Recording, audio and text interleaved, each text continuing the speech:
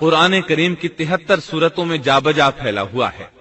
73 سورتوں میں پھیلے ہوئے قصے کو یکجا کرنا آسان کام نہیں۔ ایسے واقعات کی جزیات کو قرآن و حدیث کی چھلنی میں سے گزارنا انتہائی ضروری ہے۔ تو آئیے سنتے ہیں قصہ سیدنا موسیٰ علیہ السلام کا۔ اللہ تعالی سورۃ القصص آیت 1 تا 3 میں فرماتے ہیں، شروع اللہ کے نام سے جو بڑا مہربان نہایت رحم والا ہے۔ تا سین میم، یہ روشن کتاب کی آیات ہیں۔ ہم آپ کے سامنے موسیٰ اور فرعون کا صحیح واقعہ بیان فرماتے ہیں ان لوگوں کے لیے جو ایمان رکھتے ہیں۔ ان آیات میں اہل ایمان کے لیے نصیحت اور یاد دہانی ہے، جبکہ انہی آیات میں فاسق، نافرمان اور کجراؤ لوگوں کے لیے ڈراوا اور وعید ہے۔ فرعون یعنی ولید بن مصعب بہت جابر اور ظالم شخص تھا۔ ظلم و جبر کی ان آخری حدوں کو پہنچ گیا تھا جن تک شاید انسانوں میں سے کوئی بھی نہ پہنچا ہوگا، یہاں تک کہ اس نے رب ہونے کا دعویٰ کر دیا۔ وہ اللہ تعالیٰ کا انکار کرتے ہوئے کہا کرتا تھا۔ فرعون کہنے لگا، اے درباریوں، میں تو اپنے سوا کسی کو تمہارا معبود نہیں جانتا۔ کہنے لگا، تم سب کا رب میں ہی ہوں۔ اس نے الوہیت اور ربوبیت دونوں میں اللہ تعالیٰ سے جھگڑا کیا۔ یقیناً فرعون نے زمین میں سرکشی کر رکھی تھی اور وہاں کے لوگوں کو گروہ گروہ بنا رکھا تھا اور ان کے ایک فرقے کو کمزور کر رکھا تھا اور ان کے لڑکوں کو تو ذبح کر ڈالتا تھا اور ان کی لڑکیوں کو زندہ چھوڑ دیتا تھا۔ بلا شک و شبہ وہ تھا ہی فساد کرنے والوں میں سے۔ اس نے لوگوں کے گروہ اور جماعتیں بنا رکھی تھیں۔ فرعون کے زمانے میں بنی اسرائیل سب سے حقیر اور کم درجہ قوم تھی۔ فرعون نے انہیں حد درجے ذلیل اور بے عزت بنا رکھا تھا۔ سبھی کو معاشرے میں نچلے طبقے میں شمار کیا جاتا تھا، جبکہ مصر میں یہی لوگ شاہانہ زندگی گزارا کرتے تھے۔ فرعون نے اعلان کرا رکھا تھا کہ بنی اسرائیل سب کے سب غلام ہیں۔ وہ ان سے زر خرید غلاموں کی طرح مزدوری لیا کرتا تھا۔ ان کی عورتوں سے لونڈیوں باندیوں جیسا برتاؤ کیا جاتا تھا۔ وہ جو چاہتا تھا ان سے کرتا تھا۔ اس نے یہ حکم اپنی رعایا میں عام دے رکھا تھا۔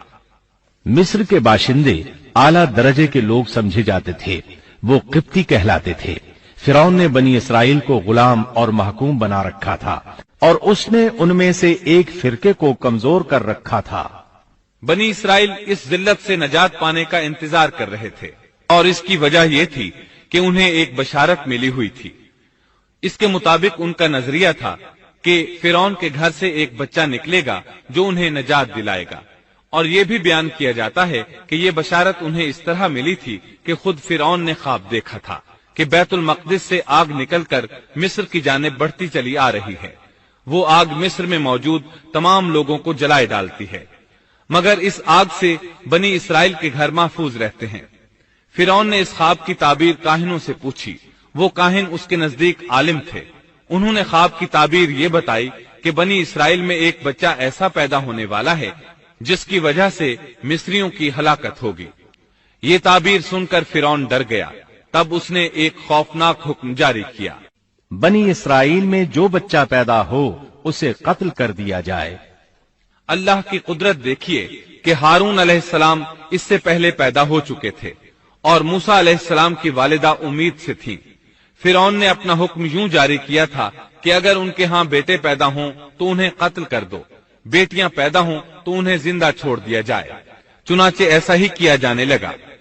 ہر نو مولود بچے کو قتل کیا جانے لگا، بچیوں کو چھوڑ دیا جاتا۔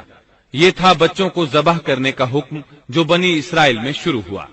اس کا طریقہ انہوں نے یہ اختیار کیا کہ ہر حاملہ خاتون کی نگرانی شروع کر دی۔ دایا عورتوں کے ذمے یہ ڈیوٹی لگائی کہ حاملہ مستورات کی اطلاع دیں گی، اور جو دایا اطلاع نہ دیتی اسے بھی قتل کر دیا جاتا۔ اس طرح فرعون اور اس کے وزیروں کو ہر نو مولود سے باخبر رکھا جاتا تھا۔ ان دنوں سیدنا موسیٰ علیہ السلام کی والدہ اپنے حمل کے ابتدائی دنوں میں تھیں۔ انہوں نے اس بات کو چھپائے رکھا اور دایا کا کام کرنے والی عورتوں سے بھی خود کو چھپائے رکھا، یہاں تک کہ درد ذہ کا وقت آ پہنچا اور انہوں نے بچے کو جنم دیا۔ اس بارے میں سوائے قریبی لوگوں کے کوئی نہیں جانتا تھا۔ بچے کی پیدائش کے بعد وہ فکر مند رہنے لگیں۔ حمل کے دنوں میں تو انہوں نے خود کو چھپا لیا تھا، اب بچے کو کیسے چھپائیں؟ پھر بھی اپنی پوری کوشش کرتی رہیں، یہاں تک کہ ان کے پاس اللہ کا حکم آ گیا۔ یہ حکم اللہ نے ان کے دل میں ڈالا تھا، یعنی القاء کیا گیا تھا۔ یہ وہ وحی نہیں تھی جو پیغمبروں پر آتی ہے۔ اور ہم نے موسیٰ کی ماں کو وحی کی کہ اسے دودھ پلاتی رہ، اور جب تجھے اس کی نسبت کوئی خوف معلوم ہو تو اسے دریا میں بہا دینا، اور کوئی ڈر خوف یا رنج غم نہ کرنا، ہم یقیناً اسے تیری طرف لوٹانے والے ہیں اور اسے اپنے پیغمبروں میں بنانے والے ہیں۔ مطلب یہ تھا کہ جب تفتیش اور تحقیق شروع ہو یا خطرات بڑھ جائیں تو اسے دریا میں ڈال دیں۔ اس آیت مبارکہ میں بیک وقت دو خبریں، دو احکام، دو حکم امتناعی اور دو بشارتیں ہیں، یعنی ہم نے موسیٰ کی ماں کو وحی کی کہ اسے دودھ پلاتی رہے، یہ دو خبریں ہیں، اور جب تجھے خوف محسوس ہو تو اسے دریا میں بہا دے، یہ دو حکم ہیں۔ کوئی خوف نہ کھا اور کوئی غم نہ کر، یہ دو امتناعی حکم ہیں۔ ہم یقیناً اسے تیری طرف لوٹانے والے ہیں اور اسے اپنے پیغمبروں میں سے ایک پیغمبر بنانے والے ہیں، یہ دو بشارتیں ہیں۔ اور پھر واقعی تلاش شروع ہو گئی، بنی اسرائیل پر سختی کی گئی۔ موسیٰ علیہ السلام کی ماں نے اللہ کے حکم کے مطابق بچے کو صندوق میں رکھا اور دریا میں چھوڑ دیا۔ ساتھ ہی موسیٰ علیہ السلام کی بہن سے کہا، تو بھی اس کے پیچھے پیچھے چلتی جا۔ چنانچہ وہ دریائے نیل کی موجوں میں چلے اور ان کی بہن کنارے کنارے چلی، اپنے بھائی کی نگرانی کرتی جا رہی ہے کہ دریا میں ڈالنے کے بعد کیا بنتا ہے۔ اللہ تعالیٰ سورۃ القصص آیت 11 میں فرماتے ہیں، موسیٰ کی والدہ نے ان کی بہن سے کہا، تو اس کے پیچھے پیچھے جا، تو وہ اسے دور ہی دور سے دیکھتی رہی اور فرعونیوں کو اس کا علم بھی نہ ہوا۔ صندوق بہتا ہوا فرعون کے محلات کے قریب آن ٹھہرا۔ محلات دریائے نیل کے کنارے تھے۔ اللہ تعالیٰ سورۃ القصص میں فرماتے ہیں، آخر فرعون کے آدمیوں نے صندوق اٹھا لیا، آخرکار یہی بچہ ان کا دشمن ہوا اور ان کے رنج کا باعث بنا۔ اب وہ اس کی بھلائی چاہ رہے ہیں، لیکن وہی فرعونیوں کے لیے وبال جان بننے والا تھا۔ اللہ سورۃ القصص آیت 8 میں فرماتے ہیں، کچھ شک نہیں کہ فرعون اور حامان اور ان کے لشکر تھے ہی خطا کار۔ فرعون کی بیوی نے فوراً پہچان لیا کہ یہ بچہ بنی اسرائیل میں سے ہے، چنانچہ اس نے کہا، اور فرعون کی بیوی نے کہا، یہ تو میری اور تیری آنکھوں کی ٹھنڈک ہے، اسے قتل نہ کرو، بہت ممکن ہے یہ ہمیں کوئی فائدہ پہنچائے یا ہم اسے اپنا بیٹا ہی بنا لیں، اور یہ لوگ شعور ہی نہیں رکھتے تھے۔ مطلب یہ کہ اس پورے معاملے میں اللہ تعالیٰ کی تدبیر سے انہیں آگاہی نہیں تھی۔ اس پر فرعون نے کہا، یہ صرف تیری آنکھوں کی ٹھنڈک ہے، میری نہیں۔ میں نہیں چاہتا بنی اسرائیل کا کوئی بچہ میری نگرانی میں پلے، لہٰذا یہ صرف تیری ہی آنکھوں کی ٹھنڈک ہے۔ ابن عباس رضی اللہ عنہما فرماتے ہیں، اگر فرعون یہ بات کہہ دیتا کہ یہ میری بھی آنکھوں کی ٹھنڈک ہے تو اللہ تعالیٰ اسے ہدایت دے دیتا، لیکن اس نے یوں کہا، یہ صرف تیری آنکھوں کی ٹھنڈک ہے، میری نہیں۔ اور پھر ہوا بھی یہی۔ موسیٰ علیہ السلام آسیہ کی آنکھوں کی ٹھنڈک بن گئے، فرعون کی آنکھوں کی ٹھنڈک نہ بنے۔ اللہ تعالیٰ سورۃ القصص آیت 10 میں فرماتے ہیں، اور موسیٰ کی والدہ کا دل بے قرار ہو گیا، یعنی اس کا دل موسیٰ علیہ السلام کی یاد کے علاوہ دنیا کی ہر چیز سے خالی ہو گیا۔ ماں کی محبت اور ماں کے دل کا حال ذرا دیکھیے، مصیبت میں اس پر کیا گزرتی ہے۔